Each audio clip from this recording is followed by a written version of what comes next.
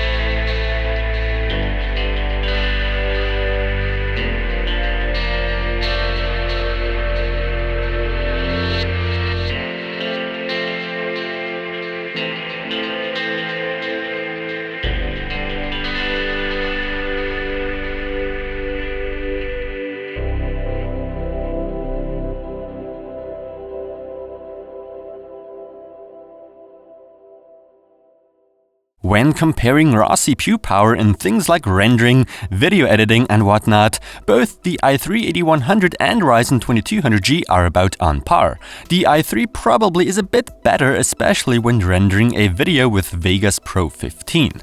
However, the Ryzen APU is no slouch either, and with a relatively simple overclock of 3.9 GHz done with the included Wraith Stealth stock cooler, you're even beating the i3-8100 by a small margin. Just imagine how much more performance you could squeeze out of that i3 would it have an unlocked multiplier like the Ryzen counterpart.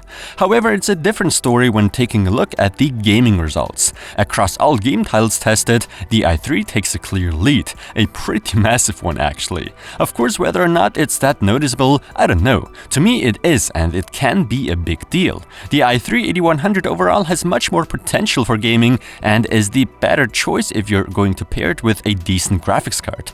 However, in the end, it comes down to what deal you can get. You might have to factor in motherboard pricing, at least right now.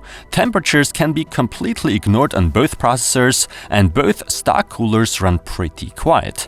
The power consumption is a little lower on Intel's side, but no deal breaker on the Ryzen side either. Should you, however, not want to pair these processors with a dedicated discrete graphics card, well, then you have to rely on the integrated graphics solution. And this is where the Ryzen 2200G really shines. Sure, the CPU part may be weaker than the i3-8100, but the Vega GPU part totally makes up for it and leads this chip to victory. Besides, you're also given the option to overclock not only the CPU part of the 2200G, but also the iGPU, and all that can be done with the included stock cooler.